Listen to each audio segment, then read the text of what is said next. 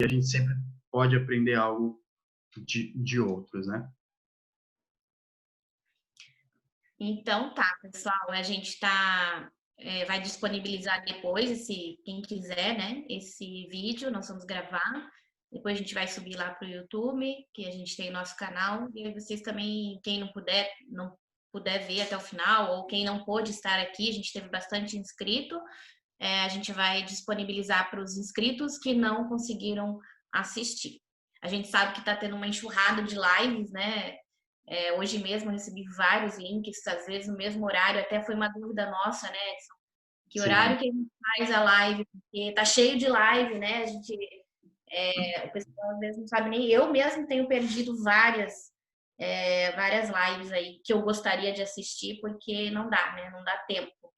Então, foi um horário que a gente conseguiu colocar até pelos pedidos, né, que o pessoal fez para conseguirem participar. Graças a Deus, a gente teve bastante interesse aí nessa live, a gente está tendo bastante demanda aí nesse assunto, né, Edson, de food fraud. Uhum. Acho que E é as um tema. pessoas, Pode falar.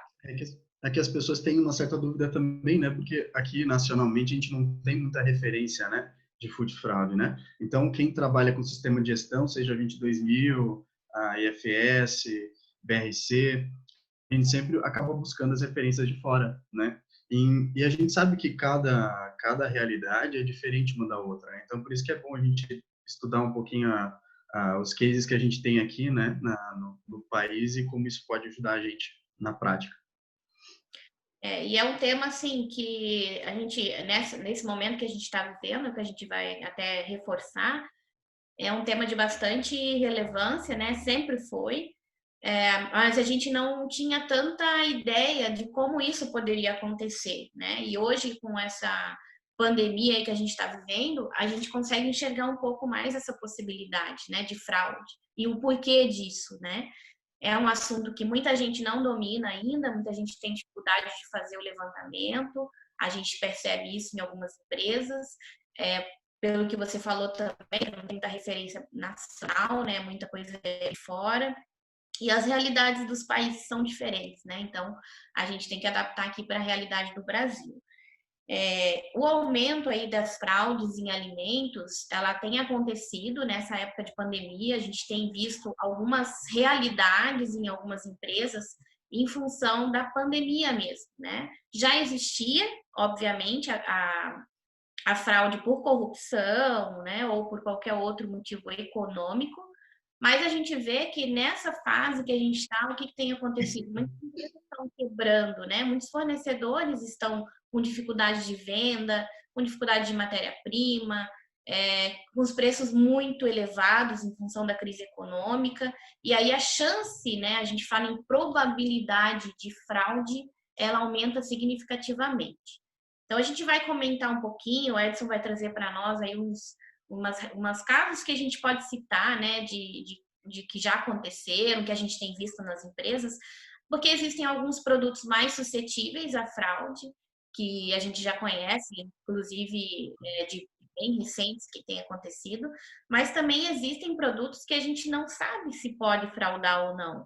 E aí que a gente também tem que ficar pesquisar, na verdade, né? Nós temos que ir atrás da informação correta, porque hoje a gente também tem muita notícia falsa, que a gente fala fake news, né? E atrás de informações corretas, informações científicas e não informações de rede social, às vezes, que não tem uma fonte segura, né? E para levar isso para o nosso plano de food fraud, né? Um plano de defesa ali e de controle de food fraud. Então, Karine, aí o que você tem visto, avaliado na questão de fraude de alimentos? eu acho até que antes da gente falar disso, é bom só relembrar, com certeza a maioria que já tem uma certa vivência com isso, né? Mas é bom a gente lembrar que quando a gente está falando de fabricação de alimentos seguros, a gente está falando dessas três frentes, né? O plano de HCCP, né? E o foco ali em boas práticas, e HCCP, que é referente a Food Safety, né? Food Defense, que é a proteção contra contaminação intencional nos alimentos, e o conceito de Food Fraud, que é a proteção contra fraudes alimentares, né? A fraude, na maioria das vezes, está ligada a ganho econômico, né? Então, por isso que ela está tão ligada a crises. É óbvio que, no momento atual, a gente sabe que, apesar da crise que a gente vive por conta da pandemia e o que a gente vai viver ainda, a área de alimentos é uma das que menos sofre, né? Apesar disso, a gente ainda tem muitos, principalmente pequenos produtores, que sofrem economicamente com esse momento, né? Ah, e como a Karine falou, a gente tem que prestar atenção nisso, nesse contexto, porque toda crise gera consequências, né? Então, a gente não pode esperar acontecer para buscar a solução. E é óbvio que existem alguns casos, né, que a gente costuma citar como exemplo, que são mais comuns. Por quê? Não é toda matéria-prima, né, todo insumo que vai ser fraudado. Quando a gente faz a avaliação de vulnerabilidades, que é essa avaliação que a gente faz para o plano de fraude, a gente pensa em algumas coisas principais, né? Uma delas é o quão difícil é fraudar essa matéria-prima. Será que existe... Edson, Oi? só um minutinho. O pessoal está dizendo que não está ouvindo a gente. Mas todo mundo tá, quem não está ouvindo a gente? Estão ouvindo? Estão. A Duane está ouvindo, estão ouvindo bem. Desculpa a gente interromper, porque duas pessoas falaram ali que não estão ouvindo. Uhum. Milena, beleza. Então, Milena e Núbia, acho que é no sistema de vocês, então, que o pessoal está ouvindo, tá? Dá uma olhadinha no volume, às vezes. No volume de vocês lá do áudio. Beleza, o pessoal está ouvindo. Desculpa, Edson. Ok. Então tá, são um dos problemas aí das tecnologias que a gente está usando agora, né? Bom, como eu falava, dependendo da natureza do produto, a gente vai ter, sim, mais vulnerabilidade ou menos vulnerabilidade para adulteração, né? Alguns casos que a gente tem, né, na história, a gente costuma citar, quando fala sobre fraude, do azeite de oliva, por exemplo, né? Dados de alguns países mostravam que o país produzia menos azeite de oliva do que vendia. E aí? Conta não fecha, né? Então, por exemplo, a gente separou alguns exemplos práticos aqui, né? A Proteste testou 19 marcas de azeite extra virgem e constatou que apenas 8 delas apresentavam qualidade de extra virgem.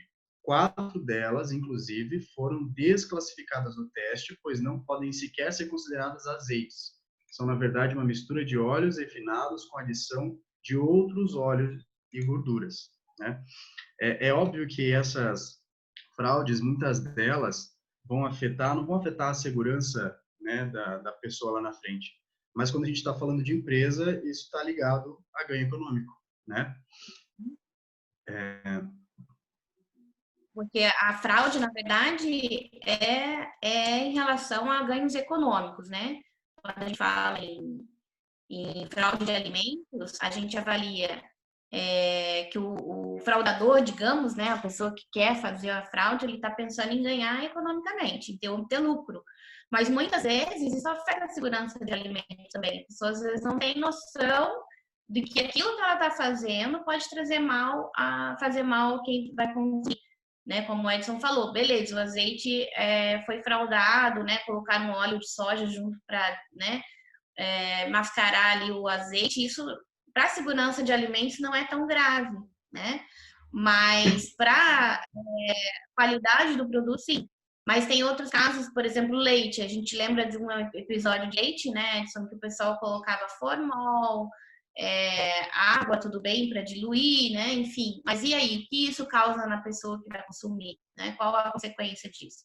Então, tá tudo interligado com a segurança de alimentos. Por mais que a intenção de quem fala um alimento, faz a adulteração, é ganho econômico. Diferente de food defense, né? Porque o food defense não. O food defense é sabotagem para que realmente eu prejudique a saúde de alguém, né? Até leve a óbito. É diferente. Mas o risco de ter que fazer um recall, de ter que fazer de acontecer uma contaminação é muito grande também. Tá? Exato. Então, é, mais casos que não, né? Oi? Pode falar, desculpa. Não, e essa questão econômica é bem relevante também, né? Porque uma das variáveis que a gente usa é a situação da empresa, situação financeira da empresa, né? Quando a gente está avaliando essas vulnerabilidades que a gente tem no plano de food fraud. Então, qual que é a saúde financeira da empresa? Isso já é algo que a gente avalia normalmente quando está fazendo esse plano de food fraud. Quando a gente está falando em um contexto como em uma crise, isso também é relevante, porque independente do tamanho da empresa, isso pode de alguma forma afetar essa confiança. Por quê? O que leva uma empresa a fraudar a sua produção? Bom, como a gente já falou, a fraude está ligado diretamente à ganho financeiro. Então, uma empresa que já não vai bem das pernas, ela vai ter um risco maior, né, uma probabilidade maior de causar alguma fraude alimentar, seja para se manter ou para aumentar o seu lucro de alguma forma. Então, essa variável, quando a gente faz aquela avaliação na matriz de risco, né, também que a gente usa para avaliação de fraude, a probabilidade aumenta quando a empresa não está bem das pernas, por assim dizer. Então, como é que a crise afeta essa empresa? Bom, a gente pode usar algumas referências, né? Como o mercado está nesse nicho específico, né? Como é que está o mercado de soja, de trigo, de azeite de oliva? A crise afetou muito essa matéria-prima, esse insumo?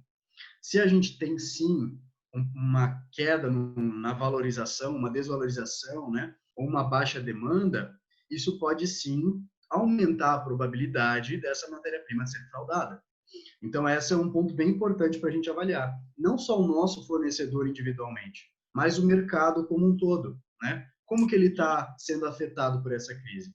A gente está tendo perda de venda? Essa empresa está instável? Então, isso é bem importante da gente levar em consideração também, né? E um outro ponto que a gente sempre cita é a natureza do produto. A gente sabe que algumas matérias-primas são facilmente adulteráveis, né? Como, por exemplo, algumas matérias-primas em pó podem facilmente ser adulteradas com amido, né? Para aumentar volume, peso, e a gente perde com isso quando está comprando, né? Então, uma outra variável que a gente tem que avaliar também é a natureza do produto. Será que esse produto é líquido e ele pode ser facilmente adulterado com algum, né, com água ou enfim, com o que seja? Será que esse pó, né, essa matéria-prima em pó que eu estou comprando, ela pode estar sendo adulterada também com amido ou enfim, com o que seja? Algumas dessas matérias-primas vão ser mais difícil de nós mensurarmos ali quando a gente está recebendo. Tira a amostra, mas como é que eu vou verificar se ela está conforme ou não está, né? Então, algumas matérias-primas vão precisar de mais retenção. Por isso que a gente sempre usa a matriz de risco para avaliar essas vulnerabilidades todas, né? E é óbvio que a gente tem alguns casos aí também, né, Karine, de nichos diferentes, de áreas diferentes aí que demonstram que sim uma realidade a fraude em alimento. Não é alguma coisa que acontece só lá com a outra empresa ou só lá no outro país. E uma coisa assim, até a Paula está perguntando ali, acho que é legal a gente colocar nesse teu comentário, né? Que é uma dúvida de muita gente. Por exemplo, ela está falando, algumas fábricas de processamento de soja dosam calcário no farelo. Isso é considerado uma fraude? Se você fala para o teu cliente ou rotula isso, né, que teu produto tem calcário como ingrediente ou como aditivo, não é uma fraude. E se isso é permitido, né? Por exemplo, se esse produto é permitido ser adicionado no farelo, não é uma fraude. Se você omite essa informação no teu documento ou no teu plano de HACCP, você omite essa informação na tua rotulagem, né, na tua lista de ingredientes, isso é uma, porque você está colocando um produto e omitindo ele, né? Mesmo que ele seja permitido e você não informa, é fraude. Isso acontece muito em vários produtos. Por exemplo, existe legislações que permitem adicionar alguns ingredientes em produtos, por exemplo, o requeijão. Tem um requeijão que é puro requeijão e tem requeijão que tem amido. A legislação permite? Permite. Mas você tem que olhar no rótulo, o consumidor, ele tem que ter o direito de olhar no rótulo e saber, esse é um requeijão puro ou esse é um requeijão com amido? Porque existe uma diferença enorme em sabor, em qualidade e em preço, né? Então você vai saber que aquele requeijão puro é muito mais caro do que aquele requeijão que tem X% de amido, que é permitido na legislação.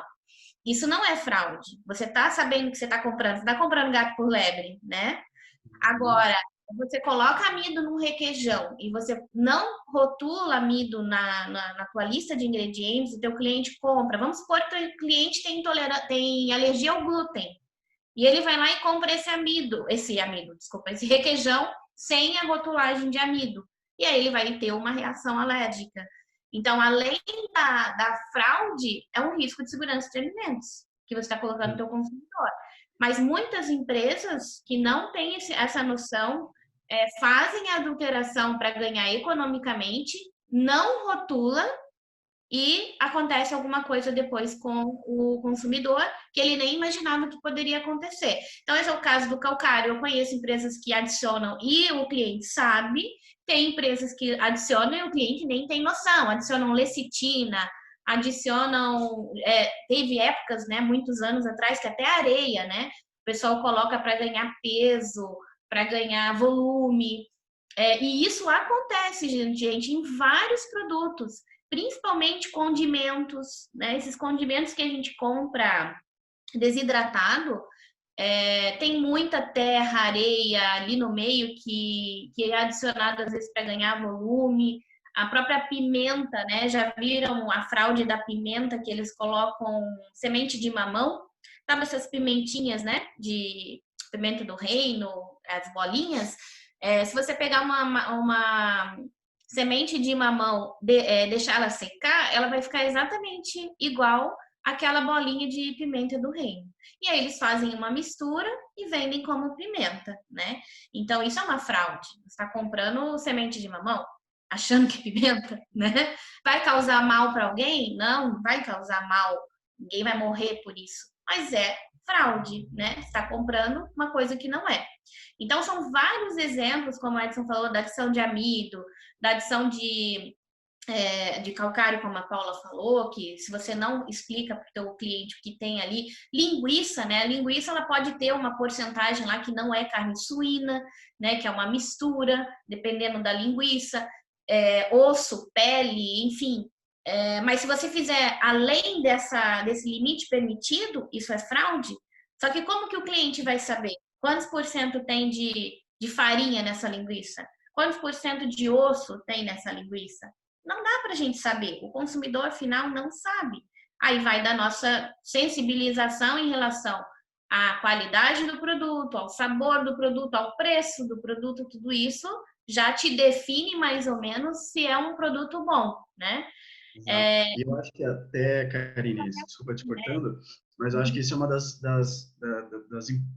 vamos dizer assim, um dos pontos que demonstram a importância das especificações de matéria-prima, né, de insumos e de produto final. Então, quando a gente está falando aqui de dentro de quem trabalha na indústria, os sistemas de segurança de alimentos, né, de gestão de segurança de alimentos, falam bastante disso, especificação de matéria-prima. Por quê? Porque a gente tem que ter algo para comparar o que eu estou recebendo, né? Então, aquele meme, né, que a gente vê pela internet de expectativa e realidade, né? Aí vê aquela foto daquele hambúrguer maravilhoso lá no banner, né? E aí quando você vai comprar aquele negócio apertado, parece que você está em cima. Não é isso, né? A questão da fraude, né, é o quê? Como a Karine citou, o que a legislação exige, né, e define como limite, e o que eu estou comprando. Pode ser que não esteja fora da lei, pode ser que a pessoa bote aquele amido a mais e ainda esteja dentro da especificação que a legislação permite. Mas é isso que ela está me vendendo? Se eu gosto de comer massa, por exemplo, eu amo massa, independente de qual seja, eu vou lá comprar aquela massa ao molho branco, né, aquela massa de qualidade, massa fresca, eu não vou aceitar receber o miojo, né? Agora, se eu estou comprando miojo no mercado, eu vou comer o miojo, ok, eu vou aceitar porque é o que eu estou esperando. Então, a questão é, se não for de acordo com a expectativa ou com o que a pessoa está vendendo, a especificação, é considerado fraude, né? Esteja dentro da lei ou não, né? A Elis perguntou ali se existe algum modelo de matriz de risco para avaliar a food fraud, né? E a gente tem alguns modelos, não existe, né? Dependendo da norma, né? A gente tem algumas orientações diferentes. Por exemplo, a IFS tem um material bem bacana, gratuito, inclusive em português, que é um auxílio para avaliar a food fraud. E dentro desse material, ela tem ali algumas explicações de como avaliar, por exemplo, o país de origem do fornecedor, a situação financeira, como eu tinha falado antes, né? Como está a situação da empresa. E esse material é gratuito, né? Não é a norma, não é a norma completa, né? É só um auxílio, né? Um apêndice para auxiliar nessa avaliação. E nesse material tem ali alguns modelos de matriz de risco que podem servir de base, tá? Não precisa ser aquela necessariamente, mas ela ajuda bastante. Então é só entrar no site da IFS, lá em materiais, tem a versão em português, é só selecionar lá. Mas quem quiser alguma referência também a algum material, só entrar em contato com a gente, né? A gente vai jogar ali no chat o e-mail, e aí a gente pode mandar também um help nesse sentido, né? Sim. A gente depois também pode colocar o site da IFS ali, né, Edson, para o pessoal quiser acessar esse modelo que você falou, dá para a gente digitar ali no chat depois, tá bom? Uhum. Material a gente está sempre publicando, pessoal, se tiver interesse, a gente está sempre publicando nas nossas redes sociais alguns materiais, e-books também, né, Edson, a gente tem alguns, Uhum. e aí a gente pode também fazer um específico de matriz de risco, mas a matriz de risco de food fraud, ela pode ser até a mesma matriz que vocês usam para o HACCP. A única coisa que vai mudar é que vocês, ao invés de perguntar lá qual é a possibilidade dessa contaminação acontecer, vocês vão perguntar qual é a possibilidade dessa fraude acontecer, né? Qual é o histórico dela. Aí aquilo que o Edson falou, qual é esse aditivo, por exemplo, que eu estou avaliando, qual é o histórico dele? Se for leite, a gente sabe que leite tem um histórico aí grande de adulteração.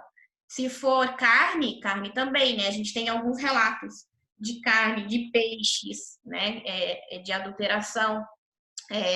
Então, dependendo do ingrediente ou do aditivo, a gente sabe que existe histórico já de fraude. E tem produto que não, tem produto que não existe nenhum histórico no Brasil ou fora do Brasil, então a gente não precisa se preocupar tanto com ele. Mas essas matrizes, como o Edson falou, da própria IFS, ela nos ajuda a puxar histórico do fornecedor, né, histórico do país desse ingrediente, porque às vezes é um país muito corrupto, que já tem histórico, né, ou de crise econômica muito grande, que a gente tem que ficar mais atento, enfim, uma matriz bem legal aí que dá para ser usada e a gente depois coloca o endereço ali sem problemas, tá?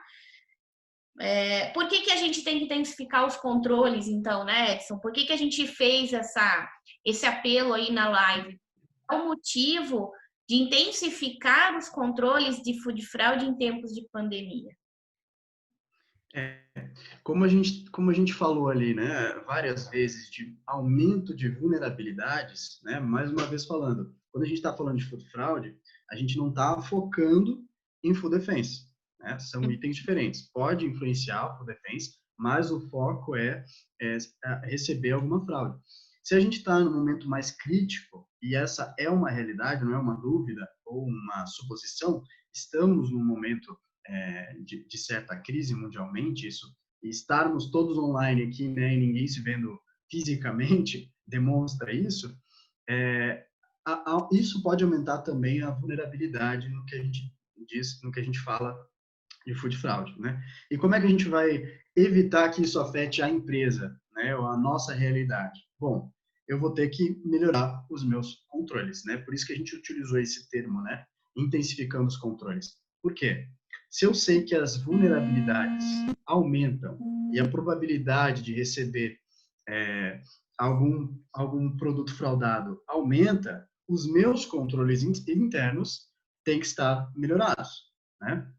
E como é que eu vou fazer isso? Bom, uma das coisas que a gente já citou são as especificações.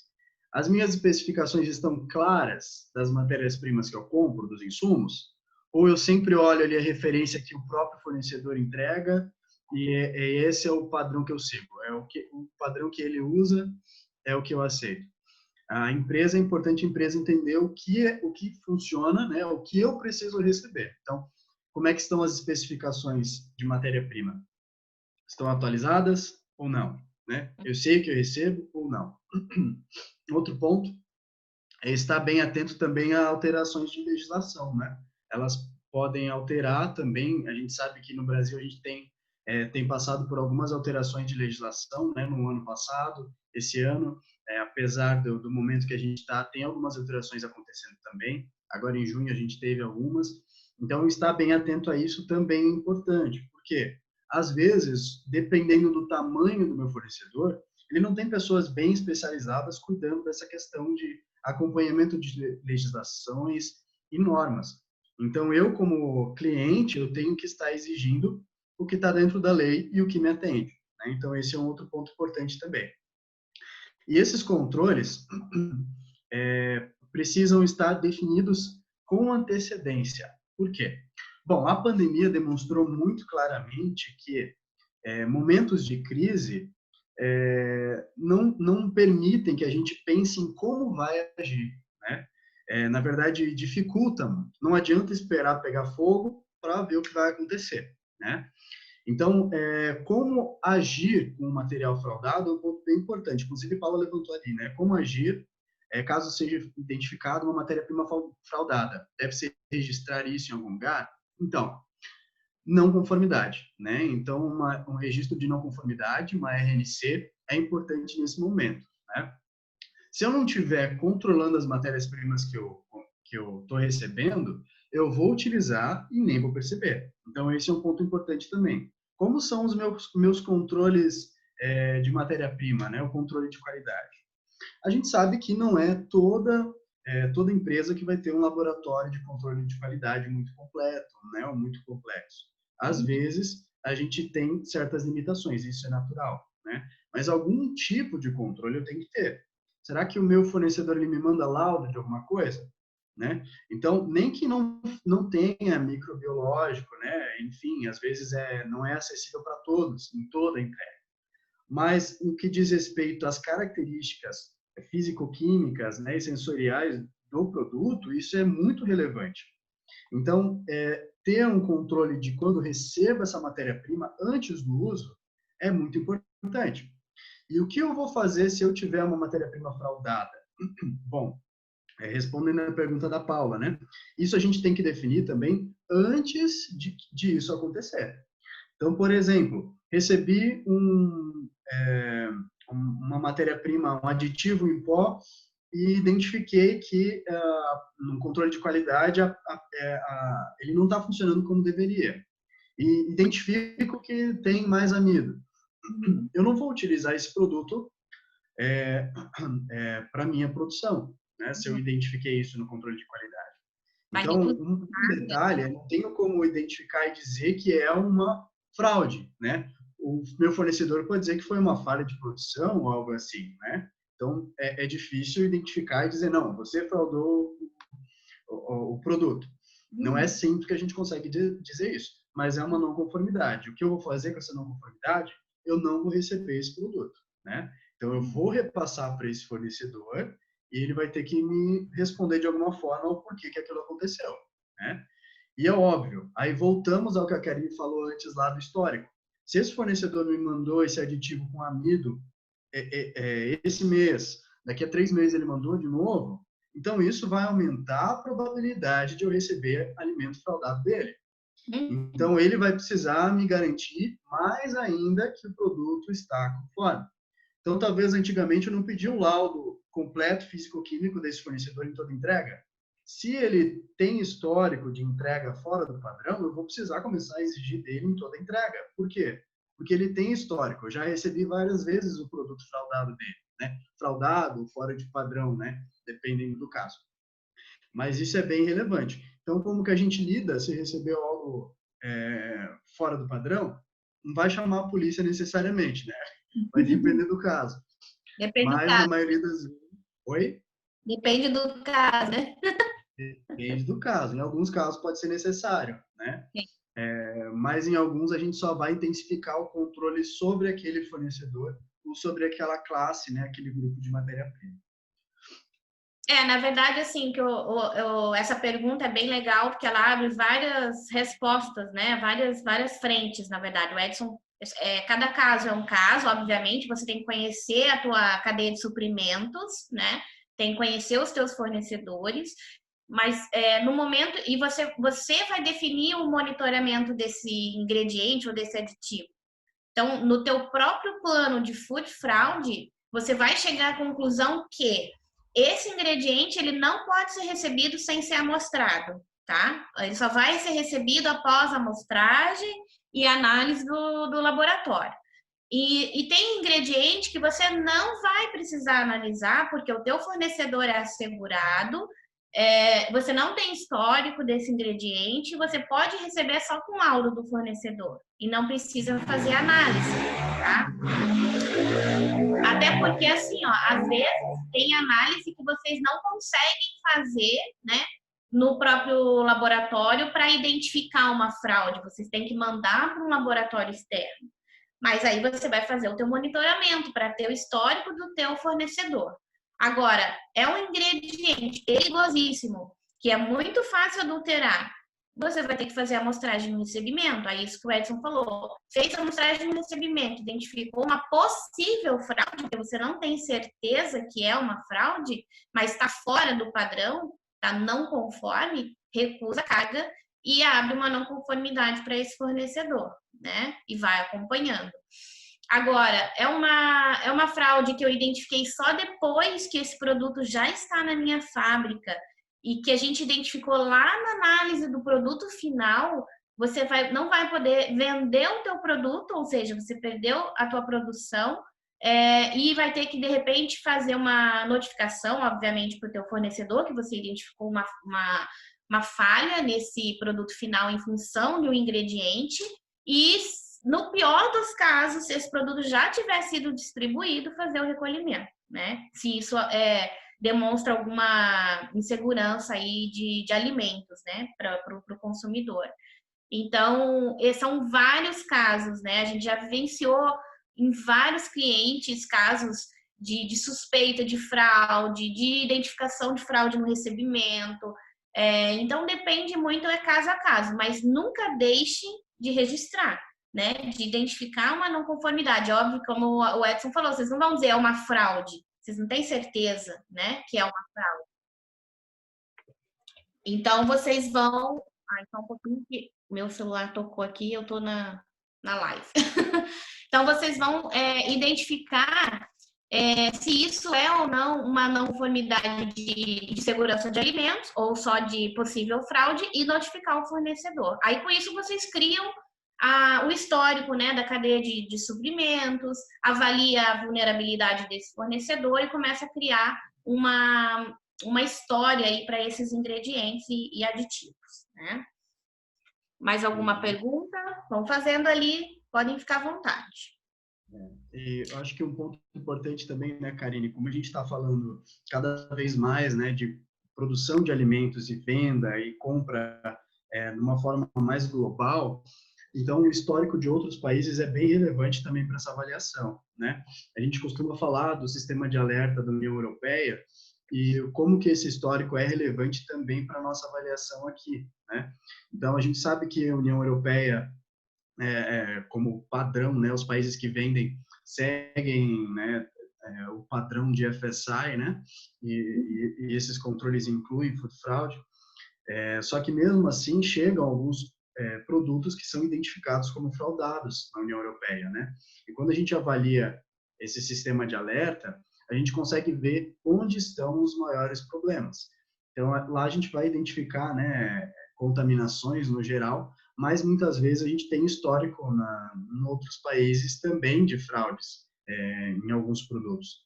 Então, o histórico lá em outros países também pode servir para a gente aqui. Às vezes não é o mesmo país que importa, né? Mas se isso está acontecendo sistemicamente no mundo, a gente precisa dar mais atenção, por assim dizer, né? prestar mais atenção nisso. E mais uma vez, lembrando, né, nem sempre a fraude ela afeta a segurança de alimentos, né? O ponto é que, com certeza, ela vai afetar a empresa financeiramente, né? E também a qualidade do produto. Então, esses pontos todos são importantes. Se a gente fosse responder o porquê é tão importante garantir um bom plano de food fraud. Bom, a qualidade do produto é um dos pontos principais. A segurança de alimentos também é muito relevante, mas também a sustentabilidade financeira da empresa, né? Se a empresa não consegue se manter, não consegue garantir a segurança dos produtos que recebe, ela pode estar em risco, né? A segurança da empresa pode estar em risco. Todos estão me ouvindo bem? Não sei se a Karine travou ali. Travou, mas vocês estão me ouvindo? Eu estou ouvindo. Acho que foi só o vídeo, né? Travou a imagem aqui. Vou ver se volta, mas travou. Sim. Mas vocês estão me ouvindo, beleza. Está ouvindo. Bom, só para a gente citar, né? Pode falar, Karine. Eu ia falar da metodologia, né? Como você está falando aí da gente ter essas informações, né? Do histórico do produto, dos fornecedores. É bem importante para cada. É um trabalho grande que dá fazer análise, né? Do food fraud, assim como o HACCP, que você tem que fazer etapa por etapa. Do food fraud é a mesma coisa, só que você vai fazer dos ingredientes. Uma coisa bem importante que eu acho que nem todo mundo se liga na hora de fazer a análise vai sim, tá, Camila? Desculpa, vai ser disponibilizada a gravação, sim, tá? A gente depois, quem participou aqui, a gente vai disponibilizar o link do vídeo. Da metodologia, é que assim, vocês têm que pegar as possíveis fraudes, a gente está falando de fornecedores, né? Mas não existe fraude também dentro da própria organização? Não existe adulteração dentro da própria organização? Então, isso também a gente tem que levar em consideração, né? Vem o diretor lá da fábrica e fala assim, coloca um pouco mais de água aí para a gente ganhar um pouco de volume, né? Coloca o calcário, né, como a Paula falou lá no farelo, para aumentar sei lá o quê, mas não fala para ninguém, né? Põe óleo de soja aí nesse tanque de azeite para a gente ganhar mais produção. Isso é fraude, e é fraude dentro da organização. Mas isso é mais difícil de acontecer? Será? E nessa época de pandemia também, onde as fábricas estão se vendo aí malucas para conseguir se manter no mercado, para conseguir manter as vendas, será que esse tipo de fraude também não vai acontecer ou não está acontecendo? Então, dentro do nosso plano de food fraude deve entrar possíveis fraudes de fornecedores que vêm de fora para dentro, mas não esquecer também das possíveis fraudes que podem acontecer de dentro da organização. Então, dentro dessa metodologia de análise de fraudes ou de adulterações, considerar também qual é o histórico da sua organização em relação a isso. A ética, né, o compromisso com o cliente, a ser transparente nessas informações. Então, a gente precisa, dentro dessa metodologia, aplicar, por exemplo, um questionário, né? Fazer algumas perguntas em relação a isso, para entender as vulnerabilidades que eu tenho dentro da empresa. Existe já esse histórico? A minha empresa, vamos supor que são casos que a gente já vivenciou, tá? A gente está dando exemplos aqui bem, bem práticos. Mas a gente chegou na empresa, a pessoa da qualidade, ela é nova na empresa. Daí ela falou assim, olha, eu cheguei aqui e eles faziam isso, mas eu não concordo com o que eles fazem. Um exemplo. Eles adicionam água lá no leite para ganhar volume, mas eu que sou da qualidade não concordo com essa adição. O que eu faço? Né? E aí, o que a gente faz? Vocês que são da qualidade, responsáveis pela segurança de alimentos, quando vocês entram numa empresa para trabalhar e já de cara, assim, dão de cara com esse tipo de situação. Ou, por exemplo, eu sou responsável pelo laboratório, mas o gerente da fábrica manda adulterar resultado de laboratório, né? Manda eu colocar um valor lá que não é o real. Será que ninguém nunca vivenciou isso? Isso não acontece? Ou isso são coisas que acontecem, né? Isso não é fraude também, né? Será que isso também não é enganar o consumidor e que às vezes a gente só está vendo o lado econômico, mas não está vendo o lado de saúde, segurança do produto, de ser transparente? Então são situações que a gente vive, que eu duvido que ninguém aí de vocês não tenha vivenciado, tá? Quem está no ramo de alimentos já vivenciou pelo menos uma situação dessa ou parecida, que só muda o endereço, né? Mas a situação é a mesma. O meu vídeo ainda está travado, né? Tá. Uhum. Talvez você desligar e ligar o vídeo de novo, talvez volte, né? Deixa eu desligar e ligar aqui. Vamos É, falar essa. eu acho que é uma questão ética, né? A gente fala bastante disso quando está falando de cultura de segurança de alimentos, né?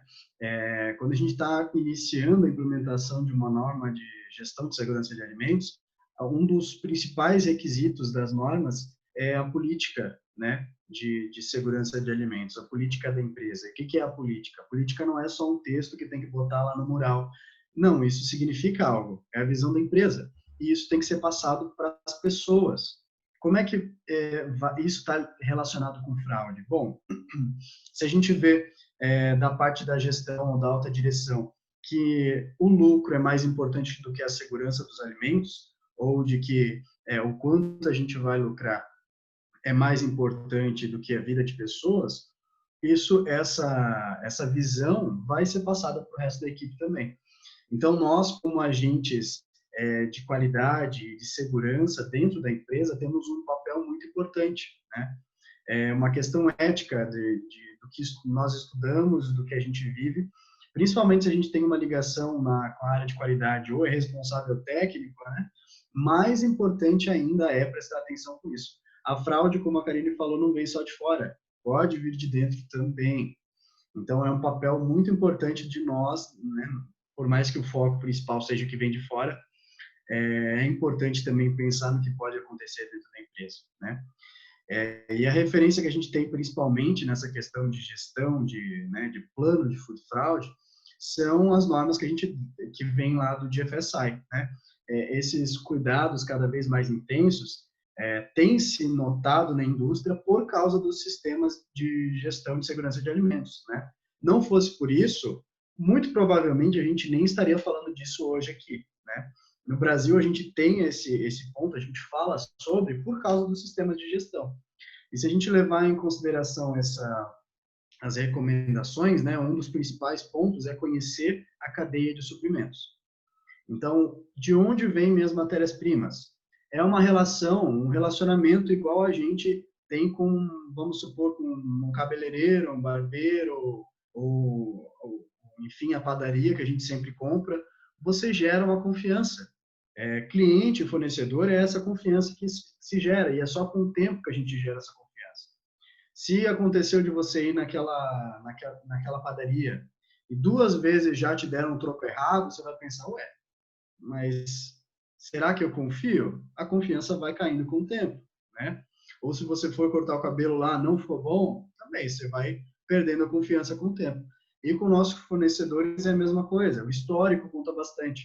Então, conheça a cadeia de suprimentos. Sempre que possível, né? Agora, obviamente, a gente está no momento que é mais difícil fazer auditoria em fornecedor, né? A não ser que seja estritamente crítico, mas é importante conhecer a fábrica. Às vezes a gente passa anos e anos e anos comprando daquele fornecedor e nunca viu a planta dele, nunca olhou como é que funciona o controle de qualidade dele lá na prática.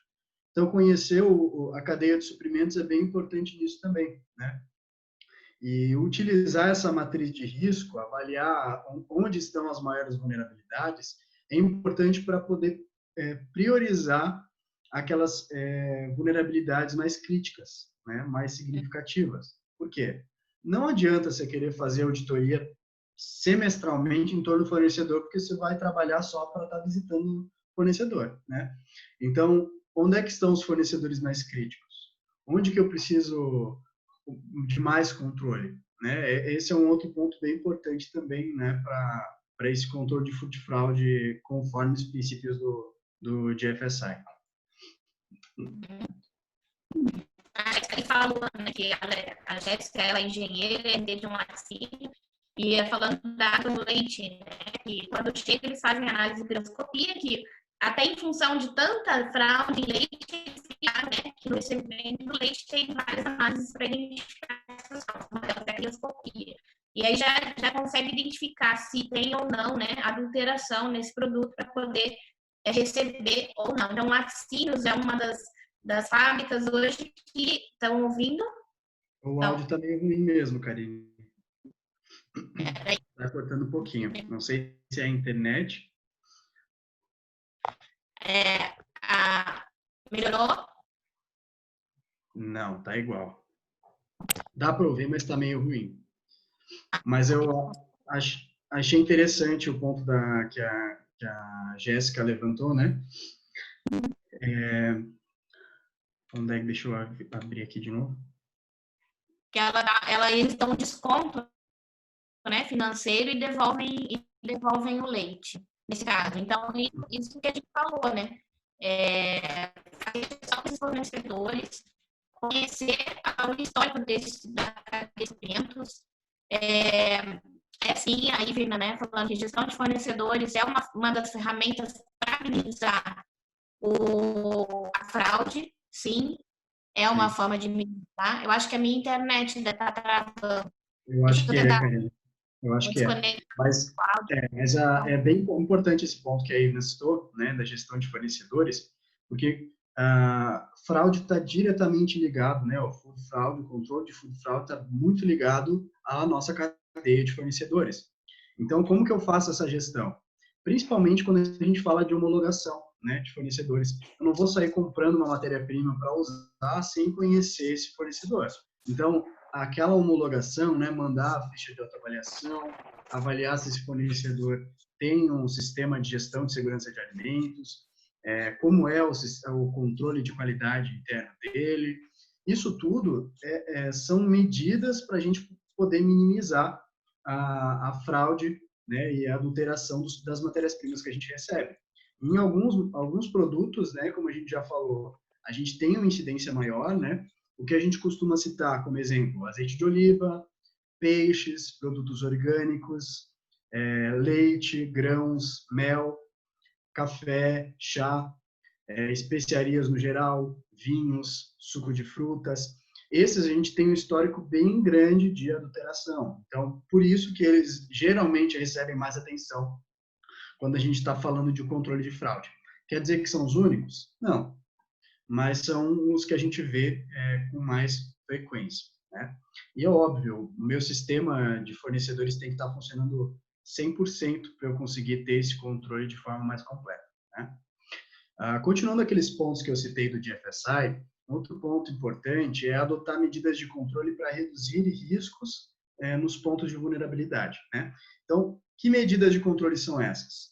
Bom, há algumas formas como a auditoria, análise da matéria-prima que a gente está recebendo, essas medidas, vamos dizer assim, que fazem parte da rotina, elas são muito importantes para diminuir essa fraude.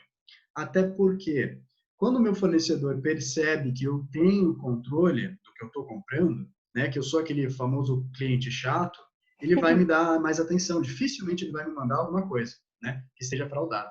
Então, se eu tenho controle, isso também vai diminuir a probabilidade de receber, de receber lá na fábrica esse produto adulterado, né? E outro ponto também é implementar monitoramento estratégico, né? Que vai envolver o quê? Justamente isso que a gente falou: análises, auditoria dos fornecedores, acompanhamento, né? Pode vir de várias formas diferentes, né? Uhum. A Érica perguntou sobre algum exemplo de embalagens, né? Isso vai depender muito da natureza da embalagem que você usa, né, Érica? Mas em algum exemplo que a gente tem é de um cliente nosso que trabalha com conservas e, vez por outra, eles receberam as embalagens de vidro com espessura inferior à que deveria acontecer, né? E o que isso acontece? Bom, obviamente, um fornecedor de vidro, se ele diminui a espessura em todo aquele volume que ele está me vendendo, ele vai estar ganhando porque ele vende não por peso, mas por unidade. Então, ele vai estar ganhando, vamos dizer assim, no volume, né? Mas isso pode afetar de que forma? Bom, se eu estou trabalhando com conserva, a temperatura pode causar a ruptura dessa embalagem, né? Ou Uhum. desse vidro. Uhum. Então, eu preciso garantir que a espessura esteja adequada, então por isso que a gente faz o controle com peso. Pode acontecer de outras formas? Sim, pode ser também. Pode ser que o meu fornecedor, por exemplo, comece a utilizar um plástico de qualidade inferior, mas que seja mais barato, e Sim. que eu não tenha previsto, por exemplo, no laudo de migração. Uhum. Então, esse tipo de coisa também pode acontecer. Essa fraude em embalagem é um pouco menos incidente do que em matérias-primas e insumos, mas também pode acontecer. Esse de embalagem é bem mais difícil, né, Érica, da gente identificar. Se não for uma medida, por exemplo, como o Edson falou, de gramatura ou de espessura, é mais difícil se for avaliar um polímero, por exemplo, né? Mas já aconteceu também num cliente nosso, de embalagem de óleo PET, que eles recebiam a pré-forma e lá na empresa eles expandiam. E na hora de fazer a expansão, estava aparecendo uns pontinhos pretos na embalagem. E aí a gente foi questionar o fornecedor se ele tinha mudado alguma coisa. Ele falou: não, não mudei nada, continua a mesma coisa, o problema é com vocês aí. Foi. Oi? Vocês estão ouvindo? Sim, Tá. estou ouvindo. Tá, é que alguém falou alguma coisa e eu não entendi, mas tudo bem. Então, o que aconteceu? A gente foi até o fornecedor fazer uma inspeção lá, porque a gente estava realmente em dúvida se ele estava usando o polímero correto, né? Que ele dizia no laudo. E lá na fábrica do fornecedor, um funcionário comentou que eles tinham mudado a qualidade de um polímero, de um ingrediente do polímero, né? Para fazer a pré-forma, porque o fabricante original estava em falta e eles tinham pego de outro, ou seja, uma informação que o fornecedor não nos passou, né, para o cliente, e essas manchas pretas estavam vindo desse ingrediente, desse aditivo. E então é uma fraude, né? Ele simplesmente trocou o ingrediente da pré-forma e exatamente substituíram o polímero e não avisaram o fornecedor e nem fizeram um laudo de migração novo, né? Porque laudo de migração também é outra polêmica, né? Que eles fazem. Aí vamos fazer outra live para falar de migração. Outro live. É, Precisa de mais uma hora aí. mais uma hora. Mas é outra polêmica porque eles fazem um laudo de migração a cada 10 anos, né? E falam que aquilo ali é válido, né? Isso é mas vamos fazer, estão pedindo lá, ó, vamos fazer sobre migração. Karine, o nosso tempo está quase acabando, né? Sim, vamos Eu deixar acho para que seria perguntas, né? interessante Uhum. abrir para perguntas e até fazer um resuminho do que a gente falou, né? Só Sim. para ressaltar qual que é a importância, né? O que a gente precisa dar atenção para o que diz respeito à fraude, Uhum. principalmente na época que a gente está. Primeiro, a aplicação de questionário, né? Para poder entender as vulnerabilidades que a gente tem. Então, Sim. pode usar a matriz de risco, né? A gente tem alguns modelos aí. Mandei o link ali no chat para quem ainda não viu, do material de referência da IFS para avaliação de fraude. É importante também prestar atenção no histórico, né? Busca de histórico para poder avaliar as vulnerabilidades. Entender que a gente não vai estar falando de perigo especificamente, como lá na HCCP, a gente está falando de vulnerabilidades para a fraude nesses alimentos, né? Enfim, nessas matérias-primas e insumos. Dar atenção também em priorizar controles e métodos a serem implementados, né? Priorização. Então, onde é que estão as matérias-primas com maior risco? Vão ser nessas que a gente vai dar mais atenção para estar controlando e monitorando. Além disso, como a Ivna citou ali, né, gestão de fornecedores é uma das formas de estar controlando. Então, comunicação com fornecedores dos controles que vão ser implementados. Então, vou começar a monitorar essa matéria-prima quando chega na fábrica, vou avisar isso para o meu fornecedor para ele estar mais atento. Né? Exato. E, por último, implementar esses controles. Tudo que eu vi que tem de vulnerabilidade, que preciso controlar, eu vou estar monitorando e vou estar implementando e registrando isso. Nunca esqueçam, né? Tudo que não está registrado não aconteceu. Então, não vai funcionar seu plano de controle de fraude se você faz o monitoramento e não registra. Legal. Reforçando também, né? Aqui é uma live rapidinho, a hora passa rápido, a gente nem viu passar, né? Edson, tem bastante coisa de food fraud. A gente faz os treinamentos também em company, né? Se vocês tiverem interesse aí. Às vezes a gente faz aberto também, mas aberto é mais difícil porque são temas específicos, né? Mas a gente está fazendo alguns de acordo com os pedidos, né?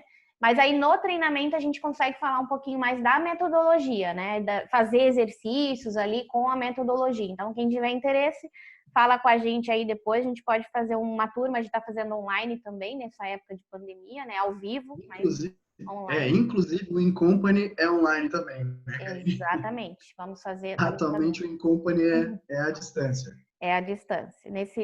Nessa novo normal que todo mundo está falando, né? Estamos nesse sentido. E também qualquer material, a gente está sempre disponibilizando ali informações nas redes sociais, nos nossos LinkedIn, Instagram, né? Quem ainda não curte, vai lá, coloca para receber as notificações que a gente está sempre mandando notícias aí desse ramo, né? De segurança de alimentos. Se alguém tem alguma dúvida também, podem colocar aí, ou quiser comentar alguma coisa, fiquem à vontade, a gente tem uns minutinhos aí. Já a Amanda falou que já poderia ter outra manhã. Nós vamos fazer mais. Sempre a gente, graças a Deus, está com bastante eventos, né? Live, treinamento. Então a gente está sempre publicando. A gente está sempre também enviando para vocês por e-mail, né? Pela rede social. Vai ter sempre bastante coisa, né? E principalmente agora nessa época que o pessoal está até fazendo mais, né? Porque estão mais em home office, acabam buscando mais informação. Tá, gente? Obrigada. Eu acho importante lembrar o pessoal que a gente está sempre ouvindo as sugestões de temas, né? Isso. A gente sabe que as lives e os conteúdos são ótimos para quem está na área, né? Então a gente sempre ouve os comentários, né, no Instagram, LinkedIn e passa, né, e cria algo com isso. Né? Só relembrando quem participou, a gente está fazendo a gravação da conversa aqui e a gente vai disponibilizar depois o link para acesso da gravação para quem não conseguiu assistir tudo ou quer rever, beleza? Anotado, Érica, laudo de imigração. Vamos marcar a conversa sobre. Nós vamos fazer sim, tá? Pessoal, muito obrigada. Um excelente final de semana aí para vocês. Se cuidem, né? Vamos cada um se cuidar, se proteger e mandem os temas que vocês têm interesse, as dúvidas se vocês tiverem, né? Vocês têm os nossos contatos. O Edson comentou ali, a gente está com unidade em Curitiba também agora, né? Então, estamos perto aí, Paraná, Santa Catarina, mas atendemos o Brasil inteiro. Então, online, nós estamos em qualquer lugar, né? Fiquem à vontade e todo mundo vai receber, todo mundo que participou vai receber o certificado também, tá? De participação e a gravação. ISO 22, cultura de segurança de alimentos. Legal. Amo esse tema aí, Vina. Vamos falar sobre isso. E agora em julho a gente vai lançar alguns eventos, tá? Então fiquem de olho lá nas nossas redes sociais. Food Defense também está na nossa lista, tá bom? Pessoal, beijão. Muito obrigado, pessoal. Obrigada e até mais, tá? Tchau, tchau. Tchau, um abraço.